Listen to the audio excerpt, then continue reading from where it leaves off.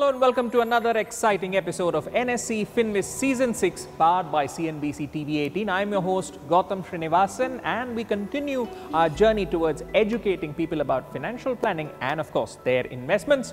Our next pit stop in Pune in the offices of one of the leading global fintech providers, FIS. So let's check them out. वर्ष 1968 में स्थापित Fidelity national information service, जिसे FIS के रूप में जाना जाता है, वित्तीय सेवाओं की प्रौद्योगिकी और आउटसोर्सिंग सेवाओं का एक अंतरराष्ट्रीय प्रदाता है। विश्व स्तरीय संसाधन और वैश्विक व्यापार समाधान प्रदान करते हुए FIS लगभग 12,000 लोगों को रोजगार देता है और 130 से अधिक देशों में 20,000 से ज्यादा इनके ग्राहक हैं। और इस सप्ताह NSE Finviz पुणे के FIS कैंपस में है, जहां वो उनके कर्मचारियों के साथ invest in yourself your path to prosperity के थीम के माध्यम से उनके वित्तीय आकांक्षाओं को समझने की कोशिश की। Financial literacy is the education and understanding of knowing how money is made, spent and saved, as well as the skills and ability to use financial resources to make decisions. To me, financial literacy is having some specific skill sets which help you to manage your money. It's not about managing your bank accounts, checkbooks and spending. It's more important towards how you invest, how you foresee your future and how you work around it and how you want to achieve your future goals and maybe financial goals which you set for your future. For me, financial literacy is like, proficiency of financial planning, principles, investments, smart investments, debts and value of time and money.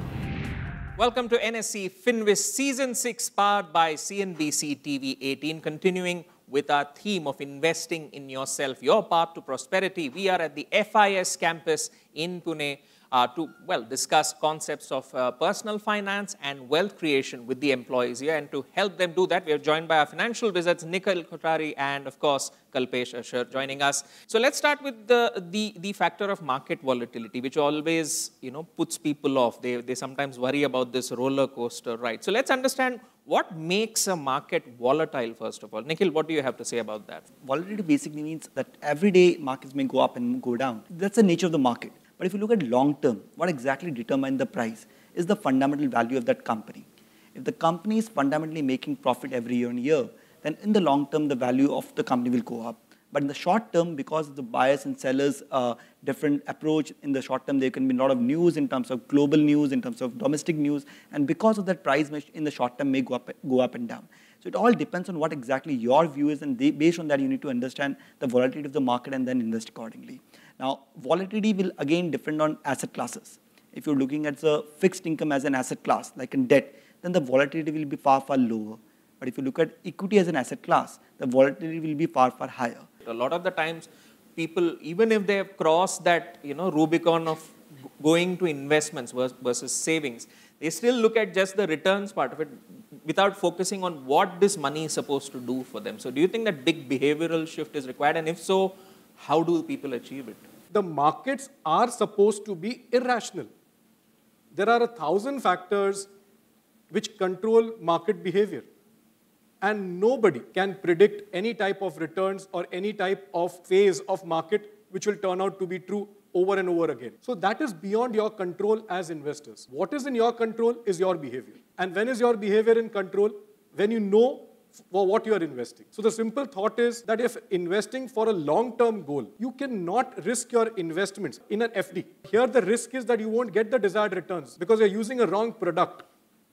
Similarly, if you're using an equity product, be it stocks or equity mutual funds, to invest just for the 1 or 2 year period, you're taking a big risk. All right. And with this vast universe of investment products that people have, what are some of the pointers that you would suggest in terms of gauging the amount of volatility that an average investor would be comfortable with? The first thing is that, what is my time frame of the goal? If the goal is for short term, say 1 to 5 years, then I cannot take too much of risk in terms of market going up and down. Then I should be taking a lower volatile asset. If I have a long-term goal, which is 7 years, 10 years, 15 years, then I don't mind short-term volatility. So first is that you need to determine your time frame. Second is that at what age profile you are. If you are a young investor, you can take a slightly higher risk with your earned money right now. If you are on the verge of retirement, then your steady cash flow from in terms of salaries or in terms of business income will keep on coming down or won't be there. Then in that case, the asset which you've already accumulated, you need to take a lower volatility on that asset. So depend on your age profile, depend on your time frame, and depend on which stage of income or which stage of wealth you are. All these factors determine that how much risk I can take. All right. What kind of words of encouragement would you give to the folks here when it comes to the long-term horizon and staying the course? We always start with a disclaimer that do not look at the past track records or something. But the fact also remains that you can't ignore the present. And for that, you have to have a financial plan in place. At the long-term returns, equity funds, over a 10-year period, I'm talking about good multi-cap funds, diversified by nature, not any particular market segment, have given a decent return of a 15% CAGR, which is not bad at all. All right, let's see what these investment products can do for the audience here, especially with regards to your goals. First name I'll be calling out is Ishan Chatterjee, if you could get up. My dream is to open an export house within next 5 years. Okay, and how much amount can you set aside monthly? Around 25K per month. What I'll recommend is that in this time frame, you should have a mix of a debt and equity portfolio. If you look at from an investment perspective, there's a theme called as hybrid fund. So hybrid fund basically invests around 65 to 80% in equities and remaining portion in the debt. So I'll recommend that you can start an SIP in a hybrid fund currently, continue to do that for next 3 to 4 years.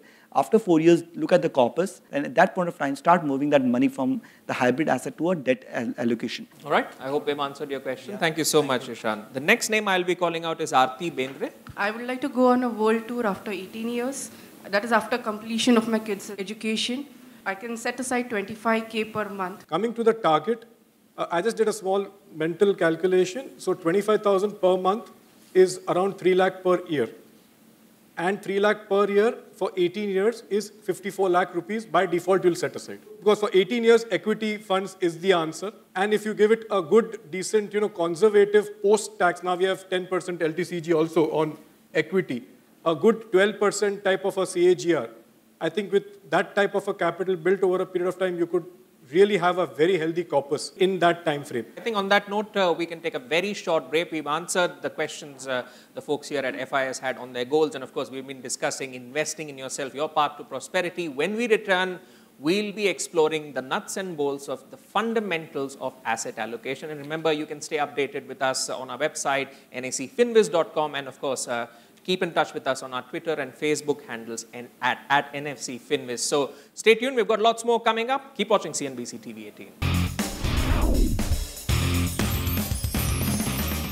Welcome back to NSE Finviz Season 6, powered by CNBC TV 18. Now we take a deep dive into the topic of this episode, which is fundamentals of asset allocation. Nikhil, let's start with what's the best split when it comes to assets? That's the fundamental question a lot of folks have, as in we've got so many options which are available in terms of investment. So what's the kind of best split I should look at when it comes to my portfolio? So how would you answer that question? If I'm taking an average age of say 30 years of age, then 70% of your portfolio should be in risky asset, a high volatile asset, and 30% of your portfolio should be in debt. Now, again, as it is not a one size fits all, it all depends on your time frame. You can modify this asset allocation depending on your goal. If your goal is for long term, then you can tweak this number. Instead of 70-30, you can make it 80-20 or 90-10. If the goal is for short term, maybe say 5 years, then you can tweak it on the lower side. You can make it 50-50 in debt and equity. And if his goal is for 3 years, and you can tweak it completely different, then you can make it 70 debt and 30 equity. So you have to tweak your asset allocation depend on your time frame. But again, as a thumb rule, 100 minus your age should be your equity asset. Age should be your debt asset. All right. And Kalpesh, in terms of asset allocation strategies with volatility in focus, what are the different strategies that people could look at? The simple rule of asset allocation means that your assets are in various proportions in different asset classes. The strategies which I would say here, which determine your asset allocation, could be two-dimensional. One is the strategic way and one is the behavioral play. Now, as far as the strategic way of asset allocation goes, is as simple as that you have a goal, you want to reach it. How much time do you have on your hand determines which asset would you be investing in it in a major basis. So you don't have anything coming up in the next 10 years for sure. Equities would form a major component of your asset allocation. If anything is coming up in the shorter time frame, debt would have a little bit of a prominence there. We also have other asset classes, which are gold, which also goes into real estate at some times. But gold, as we all know, is more of an emotional asset class we all invest in. We've seen the returns. The returns have not been fabulous at all. Real estate has got its ifs and buts. So we always suggest that assets should be one which are in financial assets, which are easily liquidable, easily measurable, and they should serve the purpose for which you are investing. All right, and Nikhil, but when debt funds don't perform up to mark and when people still have a defensive investment strategy, so what are the options? Top up SIPs to take advantage of rupee cost averaging. What should they do? Even in debt, you can do a fixed deposit, like it's a safe asset where the returns are guaranteed, okay? But there you have an element of taxation. So taxation is, from a tax-friendly, it's not a tax-friendly investment. Then people look at debt mutual fund. Okay, and at times, debt mutual fund would have underperformed an FD in a short period of time. But again, when you look at from a 3-year perspective, they are more tax efficient as compared to an FD investment. Now, what we say that if at times, say for example, you have invested in an asset class and which is not performing in line with your expectation. So the reason may be that markets are down slightly, and because they have underperformed. But if you have a longer time frame, if you have still time to go, then first thing you can continue to hold that investment. So at least if you have a time in hand, then you can, and there's a philosophy of mean reversion. So it will again revert to the mean. And second, the good thing which you can do is that if you have an additional fund at that point of time, you can invest that point of time and do an average cost. All right. And before we go to the audience for questions, Kalpesh, what are some of the do's and don'ts of rebalancing a portfolio to keep up with volatility? I think the only time your rebalancing should be done when your goals approach. Because there will be times through this entire journey when you tend to get carried away or you tend to get anxious. You need to, calm your nerves and see where you are right now, what is your position and where your goal is. Playing around with your portfolio or making it look better, I think it's a very delicate thing and better done with the help of a professional. All right, so that's the expert's view when it comes to the fundamentals of asset allocation. Let's go to the audience now and see what questions they have around this topic. The first name I'll be calling out is Vinita Athanikar, if you could get up. I already am investing certain amount of money with an investment portfolio manager, and he's taking care of the retirement. But I also have travel plans, and I don't want to wait till my retirement to do these. So if I want to save for that, so how do I invest? Where do I start? What is the best plan? My suggestion to that would be to use the most important component of a financial plan, which is your cash flow. Visit your cash flow again. And the goals which are being already targeted through these regular investments for the long term, don't touch them. From that amount, whatever you can set aside on a regular basis, invest that amount in a short term or a liquid fund. Thank you for asking your question. The next person I'll be calling out is Pavan Udasi, if you could get up. My question is, if I start investing, let's say for 10 years, and I decide after 10 years I don't have to work and I just want my money to take care of all my expenses. So what is the plan for that? So you have to look at two angles. First is your accumulation phase, and second is your withdrawal phase. Okay. So when you're looking at accumulation phase, which is next 10 years, right? Because you have a longer time frame, you should invest in equity as an asset class, because that will give you a slightly higher return than traditional investment asset allocation. Once you approach us towards the near of your goal, then again you need to rebalance your portfolio, and then you have to think that when you come to withdrawal stage, the first 3 years of a withdrawal, what we're going to withdraw, that should be completely in debt asset. The 3rd to 7th year withdrawal should be something in a hybrid asset, which is a mix of debt and equity. And the money which you require after 7 years, that can still remain in equity because they still have a 7 years time frame to grow that money. All right, thank you so much for asking your question. On that note, I think we can take another short break, a great conversation around the fundamentals of asset allocation. When we return, the floor is open to the employees here at FIS to ask any questions they have to our financial planning experts. And remember, stay updated with us on our website, nscfinviz.com, and our Twitter and Facebook handle at nscfinviz. Stay tuned, we'll be right back. Welcome back to NSE FinViz Season 6, brought to you by CNBC TV 18. Well, the floor is open now to the employees here at FIS to ask any questions they have on financial planning to our experts here. So let's see a show of hands. Let me start with the back. The gentleman in the brown shirt, if you could get up. NPS is like a good investment opportunity which is recently introduced as part of a tax packet as well. And I just wanted to compare like what would be the returns of NPS against the equity mutual fund in the long terms? NPS is a very good investment option. The primary reason is that apart from 1,50,000 under Section 80C, you get additional tax saving and up to 50,000 rupees in NPS till now. So that's an additional 50,000 saving of tax saving. So if you belong to 30% tax bracket, effectively a straightforward saving 15,000 rupees on the taxation. Secondly, from a return perspective, in NPS, you need to decide your asset allocation. So they have two options. One is called as auto and one is called as manual. In auto, basically the asset allocation changes as per your age. So as your age increases, your component to debt increases and component to equity keeps on coming down. And if you select manual option where you can decide your asset allocation, broadly if I look at the maximum allocation which you can go in NPS after 35 years of age is 50% equity and remaining in debt. So in the long term, obviously the equity mutual fund may outperform NPS. But again, you have to look this not from a pure comparing equity mutual fund to an NPS. Is it because right now you're saving additional 15,000 rupees tax, which you won't be saving in equity mutual fund. It's not a guaranteed return because the return on NPS will depend on what the market return is there. All right, let's see someone in the front row, the lady here in the first row. My question to the panel is more on the unlisted securities.